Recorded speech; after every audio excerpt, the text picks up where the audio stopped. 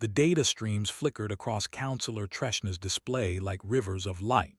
She had reviewed thousands of worlds during her 3 centuries of service, but something about the small blue planet kept drawing her attention back. Earth.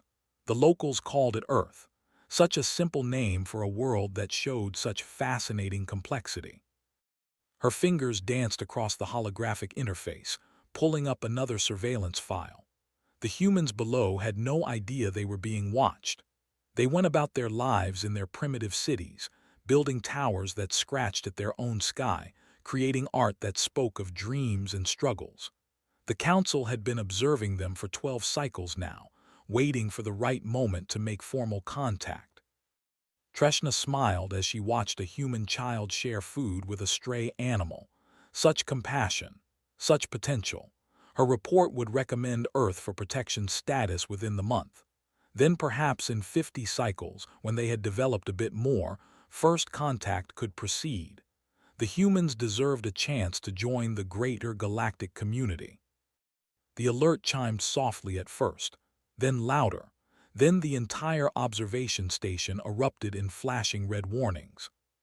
Her secondary heart skipped as she recognized the signature.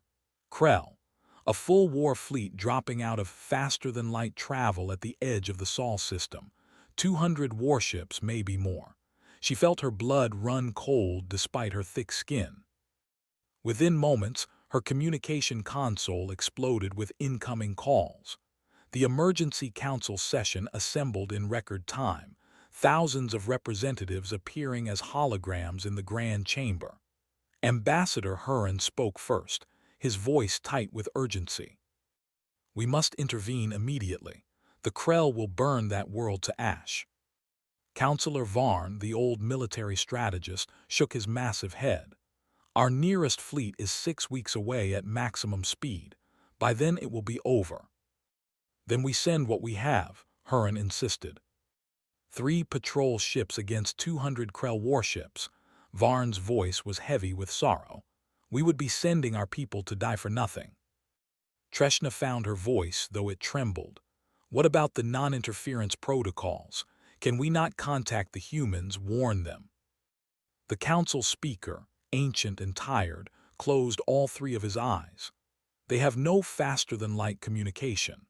By the time any message reached them through conventional means, the Krell will have already landed, and our laws forbid direct interference in conflicts involving precontact species unless they request our aid." "They cannot request what they do not know exists," Treshna whispered. The chamber fell silent. They could only watch. The Krell entered Earth's atmosphere within hours. Their assault ships were massive things, designed to inspire terror as much as deliver troops. Treshna watched the human broadcasts, saw the panic ripple across the planet as strange vessels appeared in their skis. But something else appeared too, something the Council had not expected. The world governments did not collapse into chaos. They unified. In a matter of hours, old enemies were coordinating their responses. Ancient rivalries were set aside. The humans moved with a speed that shocked the Council observers. "Look at this," Varn said, pulling up tactical displays. "They are mobilizing everything. Every military force, every police unit, every armed civilian. They are preparing to fight." "With what?" another counselor asked. "They barely have chemical propulsion. Their weapons are projectile-based. The Krell shields will stop anything they have." Treshna watched a human leader address his people. The translation software struggled with the emotion in his words, but the meaning was clear. "We stand together. We fight together. We survive together." The first Krell drop ships landed in what humans called New York. The alien warriors emerged, confident in their armor and energy weapons. They had conquered 47 worlds. This would be their 48th. The humans opened fire. Primitive bullets pinged off Krell shields. Energy beams from Krell weapons vaporized human defensive positions. It looked like a massacre in the making. The council members turned away, unable to watch what they assumed would be a slaughter. But Varn did not look away. His many eyes narrowed as he studied the tactical feeds. "Wait," he said. "Look there, and there. The humans are falling back, but not in retreat. They are drawing the Krell into the city, into narrow streets where the Krell cannot use their numerical advantage." The tall buildings of New York became a maze. Krell warriors found themselves ambushed from windows above, from subway tunnels below, from alleys on all sides. Human fighters hit them and disappeared like smoke. "They are learning," Varn said quietly.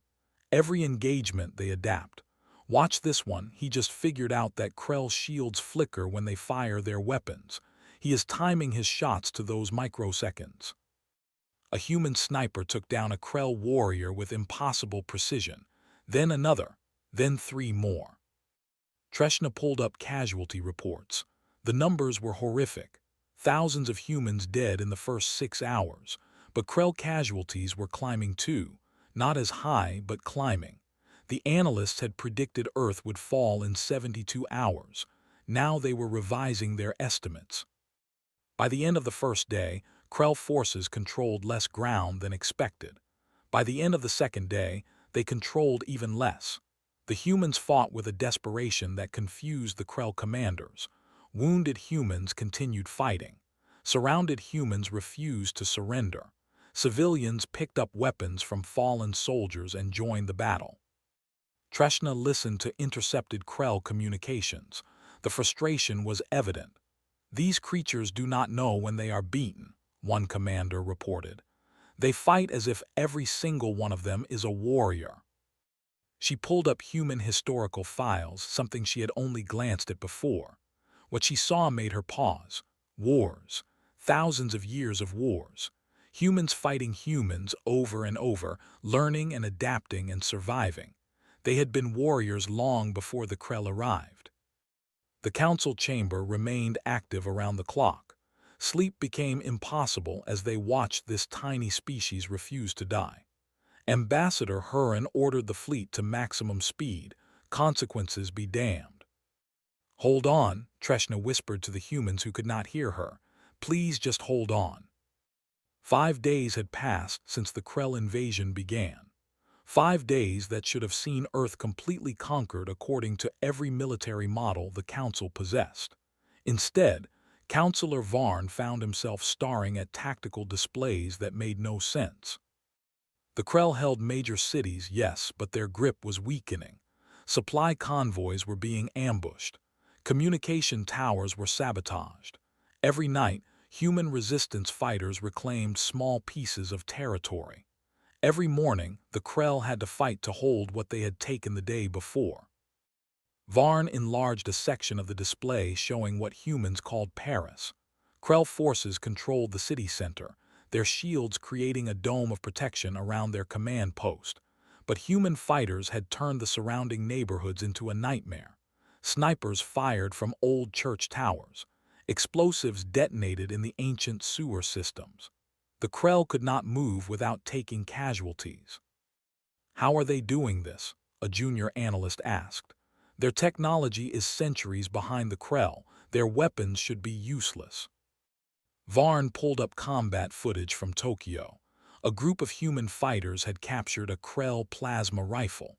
Within hours, they had figured out how to recharge it using their own power systems. Within a day, they had built 3 crude copies. They did not work as well as the original, but they worked. "They are learning faster than any species I have encountered," Varn said. "The Krell bring superior technology, but the humans steal it, study it, and adapt. Watch this footage from Cairo."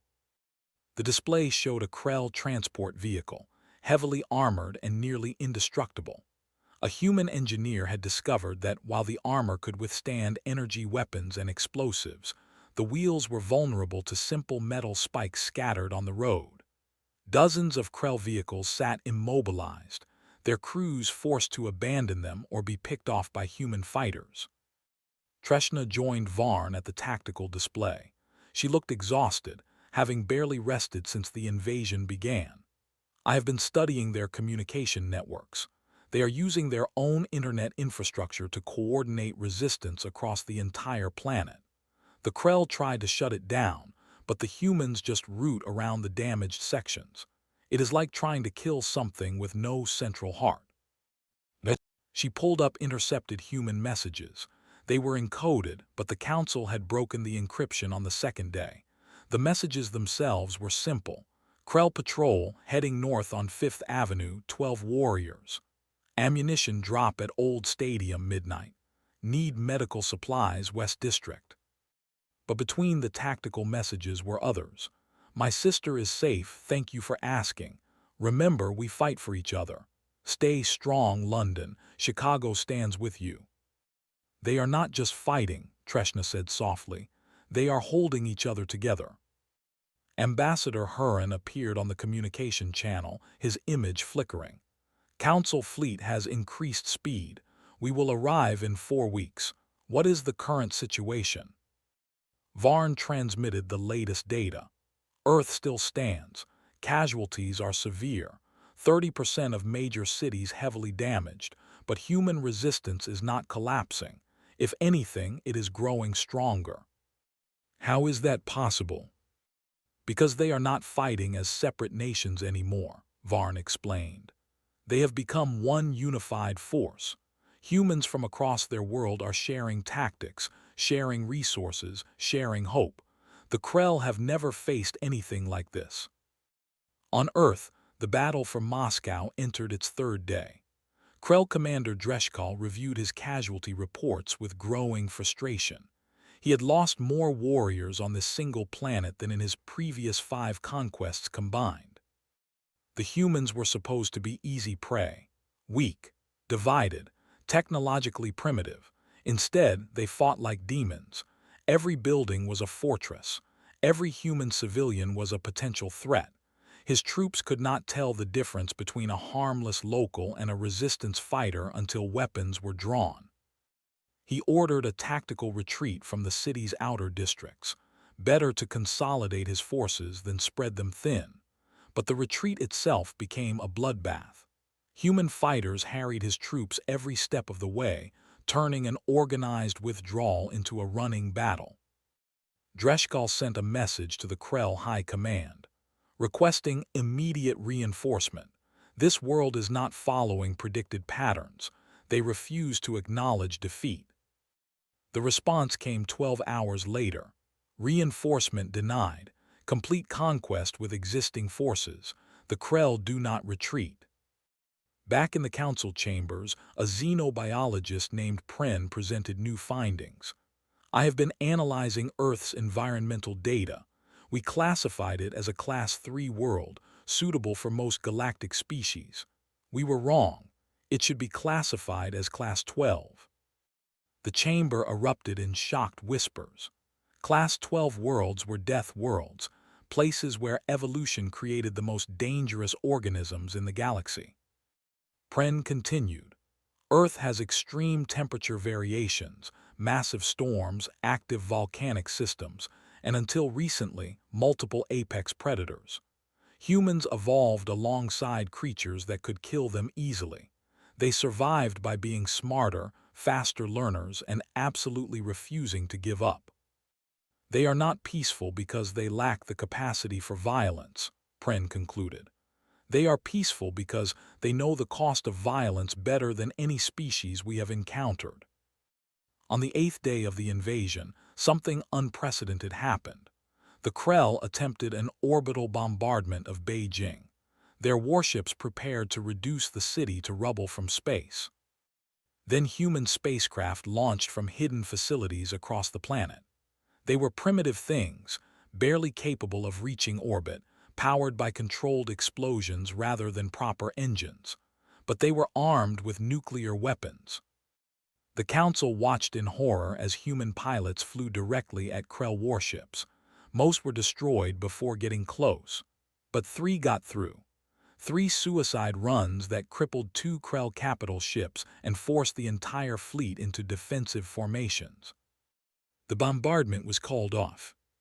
Treshna found herself weeping. They sacrificed themselves to save their cities.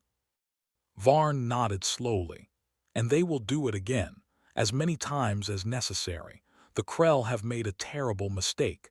They have given the humans something to unite against. We are coming, Ambassador Huron transmitted to Earth on all frequencies, knowing the humans could not receive it yet. Hold on, we are coming. The war entered its third week with neither side holding a clear advantage. Ambassador Huron reviewed the daily reports with a mixture of amazement and dread. Amazement because Earth still fought, dread because the cost was staggering. Entire cities lay in ruins, millions dead, infrastructure shattered, yet the humans refused to break. Huron pulled up footage from what remained of Sydney. Krell forces had occupied the harbor area, turning the iconic opera house into a command center. Human resistance fighters had spent 2 weeks planning a single coordinated strike. They hit from land, sea, and air simultaneously using captured Krell equipment and modified human weapons. The battle lasted 16 hours. When it ended, the opera house was destroyed, but so was the Krell command structure.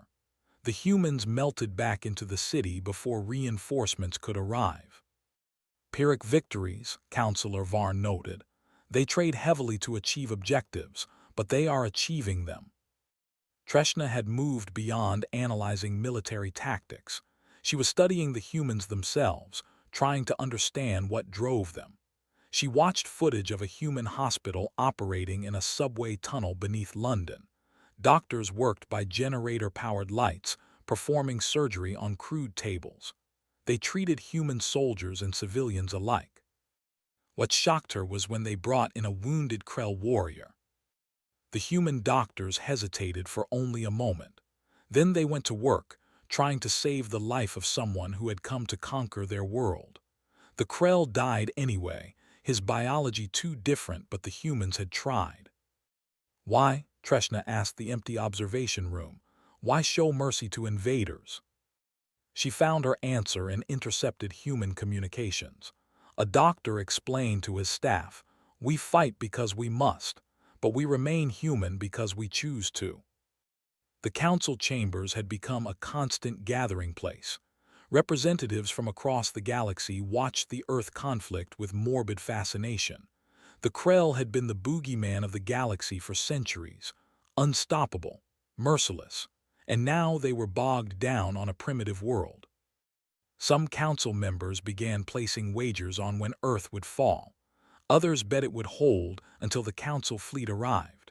A few optimistic souls bet the humans would actually win. On Earth, human engineers made a breakthrough.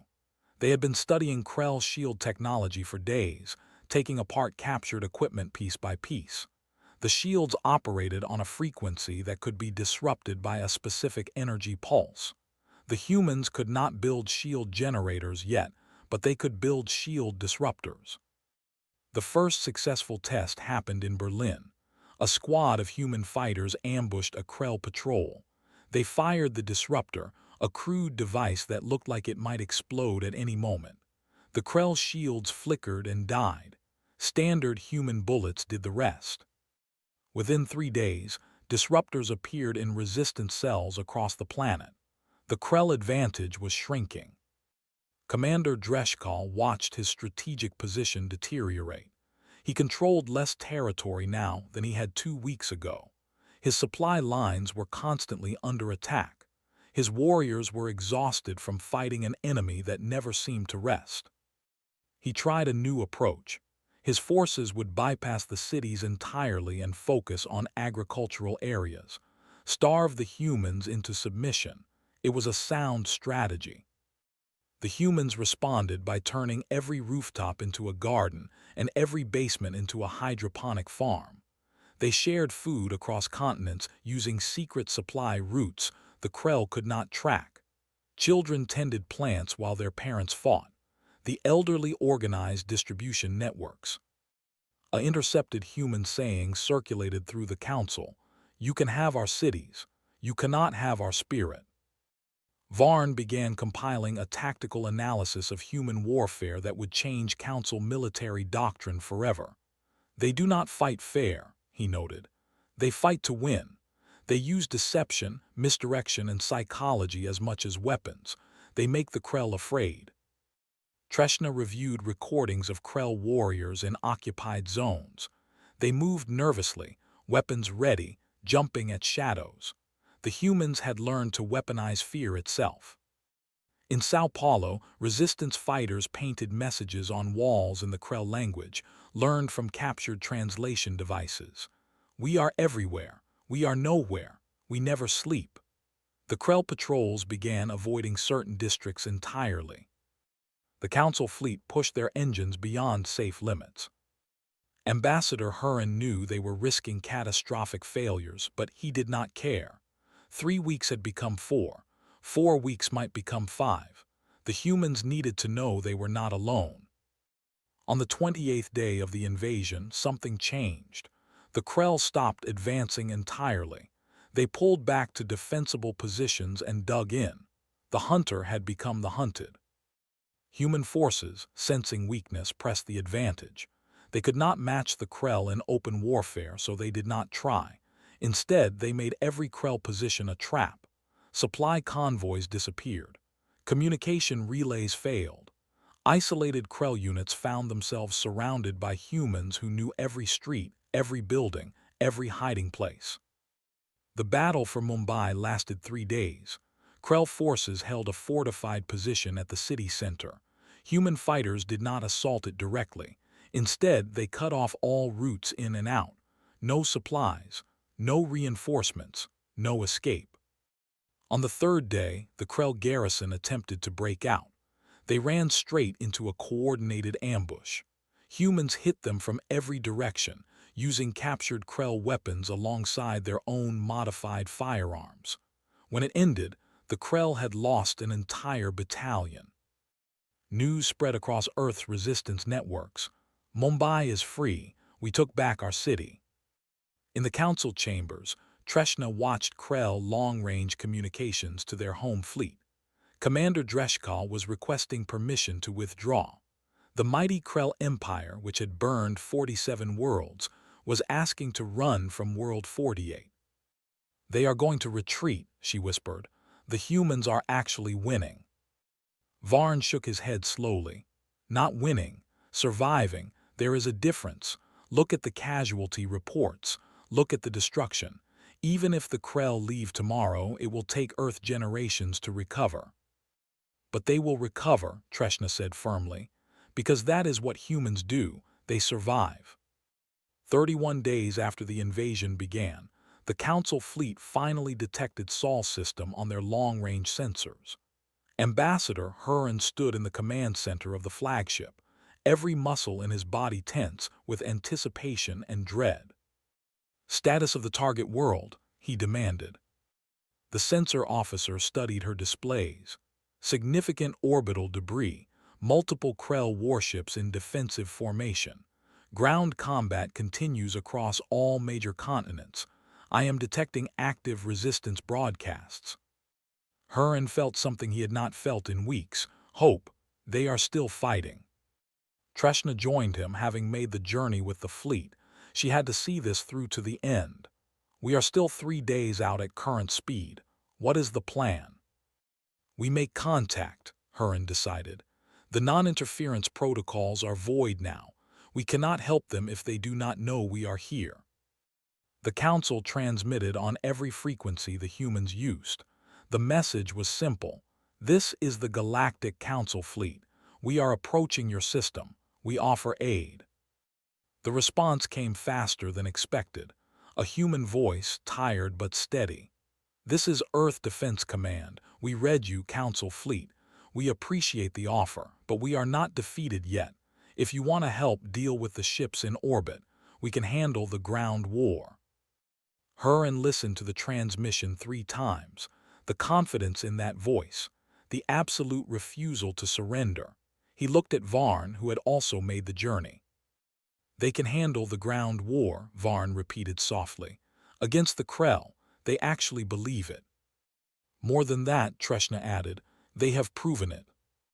The Council fleet began combat preparations. Meanwhile, on Earth, the Resistance had received the boost they needed. Word spread that help was coming, that they were not alone in the galaxy. In the ruins of Tokyo, human fighters celebrated briefly before returning to their positions. In the tunnels beneath Cairo, exhausted soldiers found new energy. Across every continent, the message was the same: hold on. Help is almost here. The Krell saw the Council fleet approaching too. Commander Dreshkal faced an impossible choice. He could fight a two-front war against the humans below and the Council above, or he could retreat and admit defeat. Neither option was acceptable to Krell honor. He chose a third path: go down fighting. Krell forces across Earth received new orders. No more defensive positions. Total assault. Burn everything. If they could not conquer this world, they would destroy it. The humans saw the change immediately. Krell warriors came out of their fortified positions in waves, no longer caring about casualties. They fired indiscriminately into cities. Orbital ships prepared for bombardment. They are going to scorch the planet, Varn said, watching the tactical displays. We need to accelerate.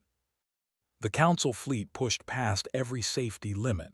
Engines screamed in protest, but they closed the distance. 2 days, then 1.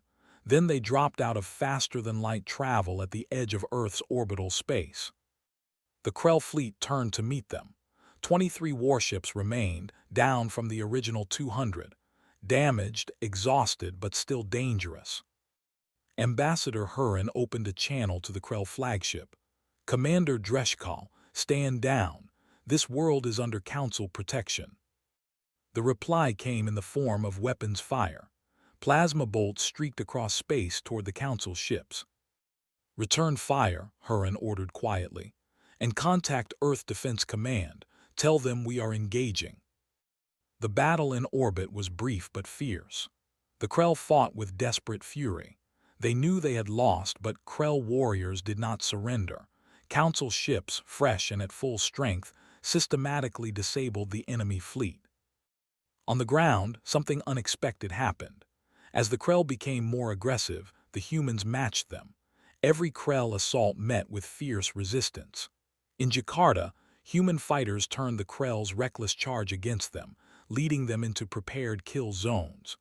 In Vancouver, a final desperate Krell push was stopped by civilians who took up weapons alongside soldiers. Treshna watched it all from orbit.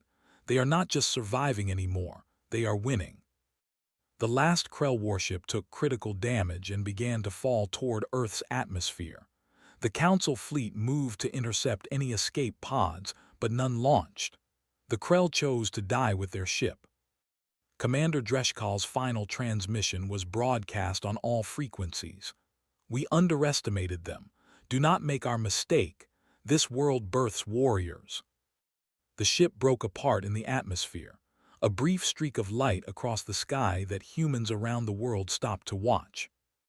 On the ground, the remaining Krell forces found themselves cut off from orbital support and surrounded. Some fought to the death.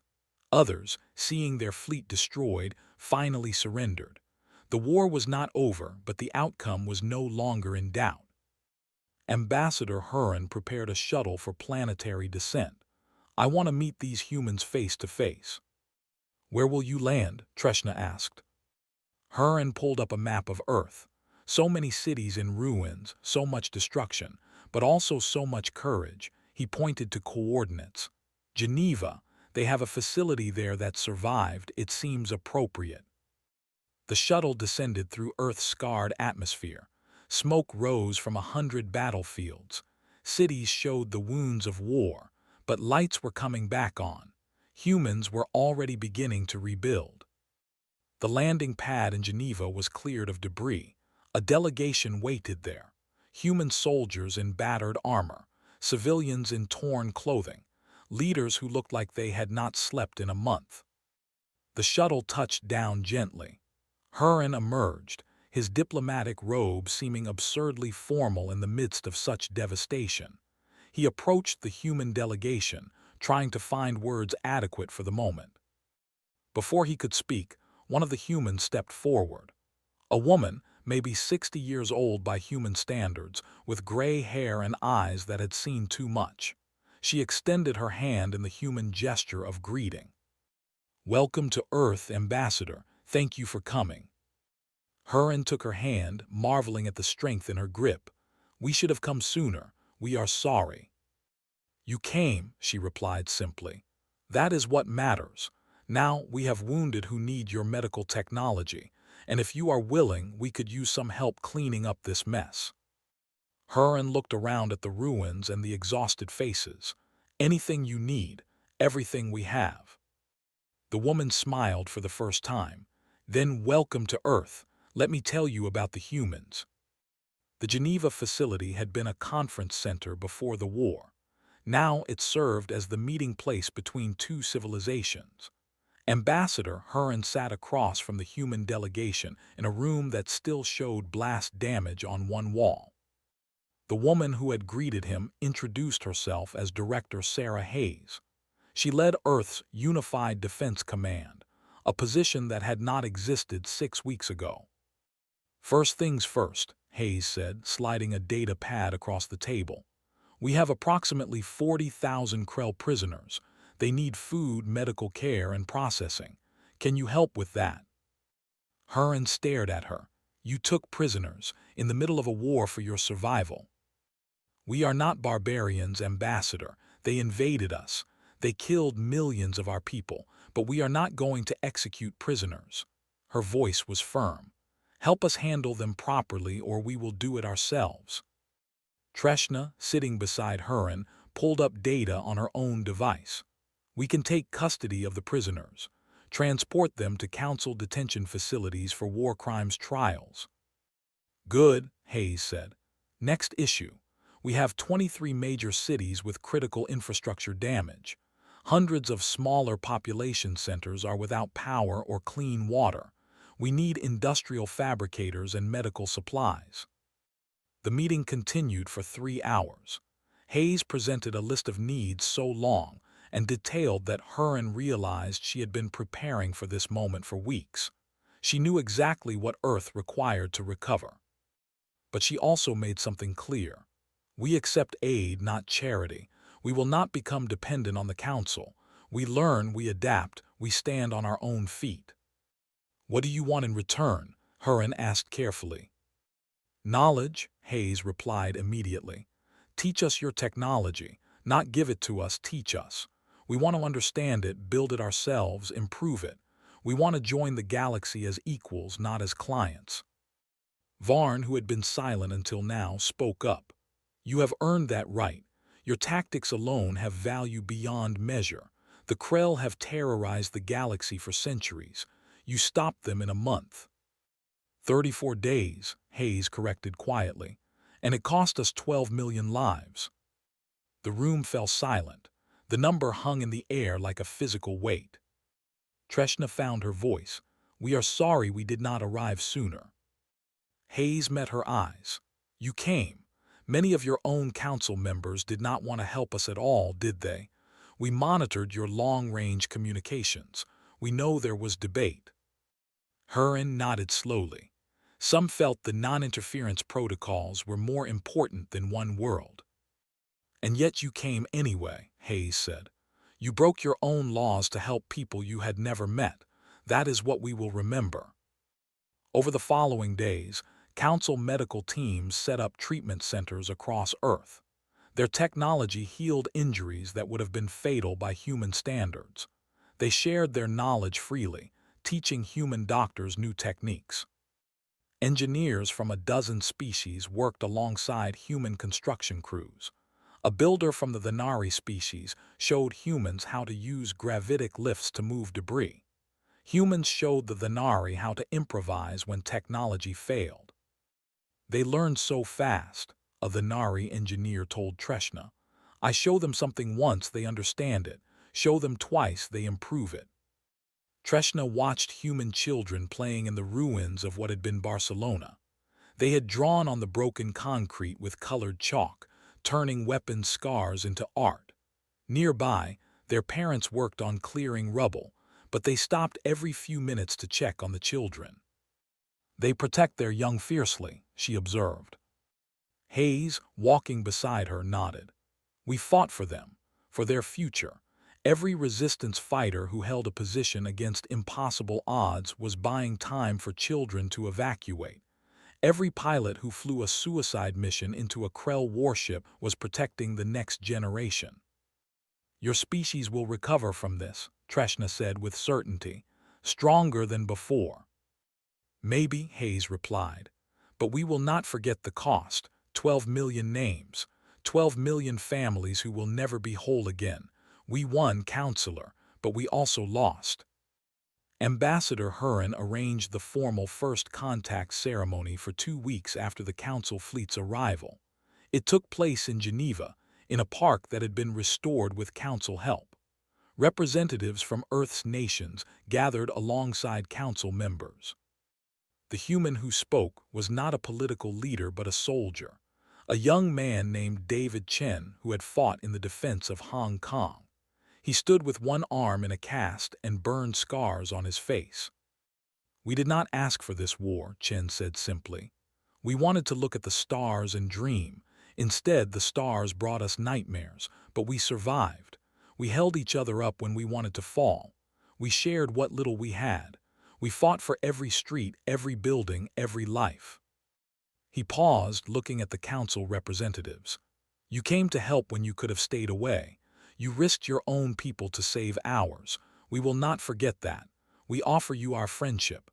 We offer you our knowledge of warfare, which we pray you never need. And we offer you a promise. If any other world faces what we faced, if any other species stands alone against darkness, Earth will come. We will help them as you helped us. This is our oath. The park erupted in applause from humans and council members alike. Treshna found tears running down her face, unable to stop them. Later, she walked through the temporary housing where displaced humans lived. Families crowded into small spaces, but they shared meals and stories. Musicians played instruments that had survived the war. Old people taught children lessons from before the invasion. A small girl approached Treshna, looking up at her alien features without fear. "Are you from space?" the child asked. "Yes," Treshna replied, "from very far away." "Did you help fight the bad aliens?" "We tried, but your people did most of the fighting." The girl nodded seriously. "My brother fought. He did not come home, but Mama says he helped keep me safe." Treshna knelt down to the child's level. "Your brother was very brave." "I know," the girl said. "When I grow up, I am going to go to space. I am going to help people like he did." As the girl ran back to her mother, Treshna stood slowly. This was humanity's future. Not revenge, not hatred, but hope. They would go to the stars not as conquerors but as protectors. The galaxy had been terrified of the Krell for centuries. Soon, Treshna thought, they would learn to respect the humans even more. 6 months after the invasion ended, Counselor Treshna returned to Earth. The transformation was remarkable. Cities were rebuilding faster than Council engineers had predicted.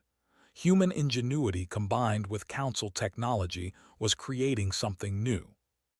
She stood in what remained of London, watching construction crews work on a memorial. The Wall of Names, humans called it.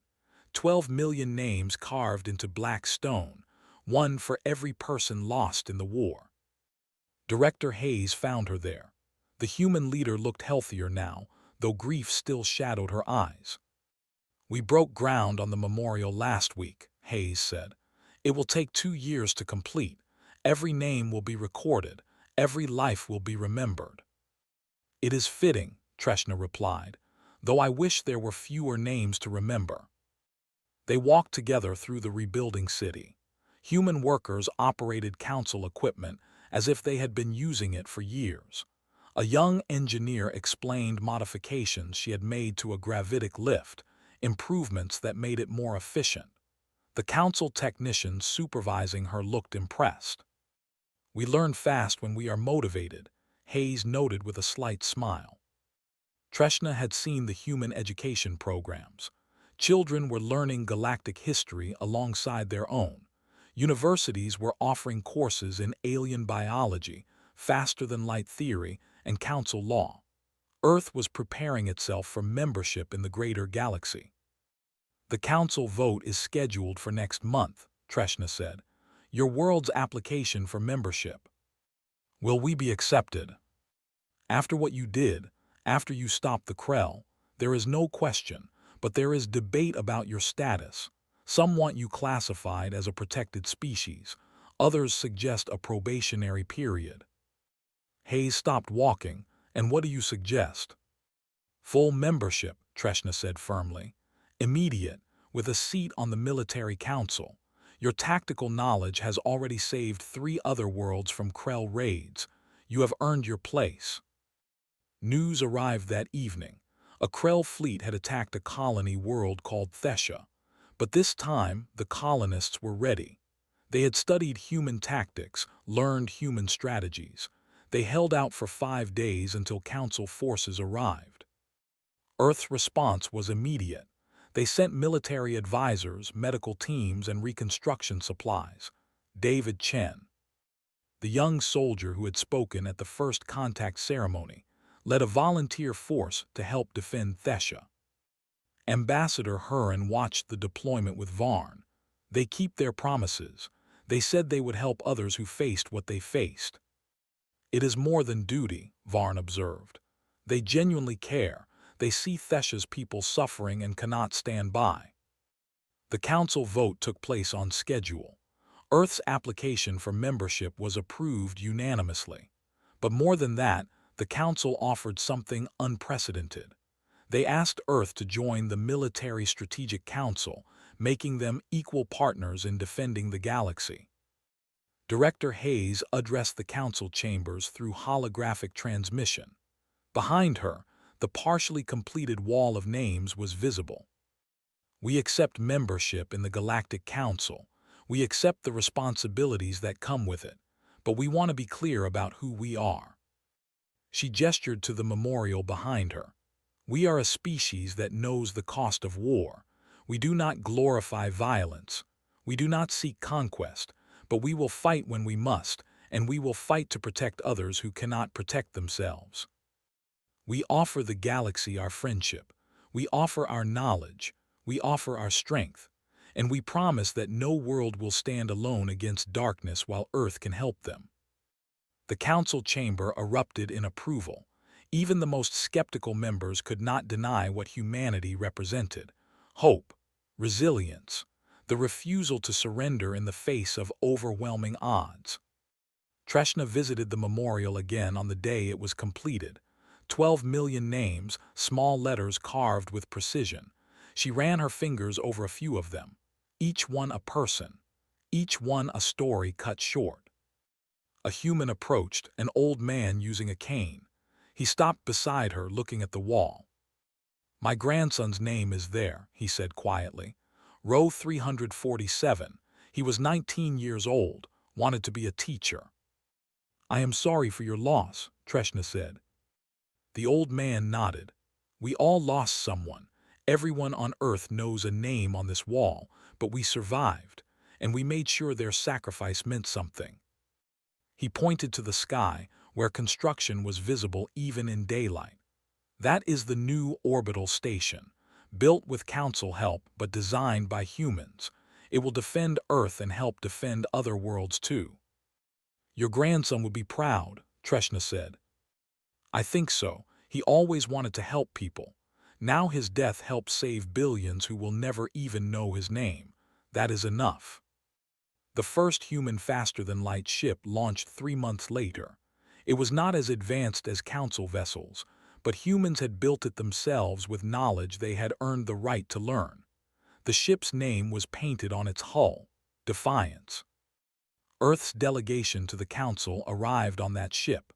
They took their seats in the council chambers, no longer observers but full members. Director Hayes spoke for humanity. "We come not as supplicants but as equals. We have proven our worth in fire and blood. We ask only that we be judged by our actions, not our history." Ambassador Huron stood to respond. "Humanity has already been judged, by the Krell who tried to break you and failed, by the worlds you have helped since joining us, by your refusal to compromise your values even in your darkest hour. The Council does not accept Earth as a member out of pity or obligation. We accept you because you make us stronger, because you remind us what courage looks like, because you show us that even the smallest species can stand against the darkness and win. Years later, human ships patrolled the galaxy alongside Council vessels. Human advisors trained other species in defense. Human engineers improved technology for everyone. But most importantly, human compassion changed how the galaxy saw itself. The Krell Empire, once the terror of 1,000 worlds, retreated to their borders.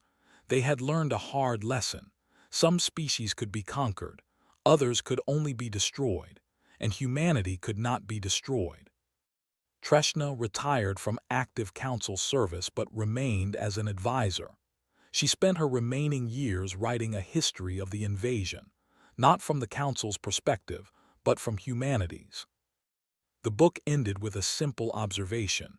We thought humans needed our protection. We were wrong. The galaxy needed their example.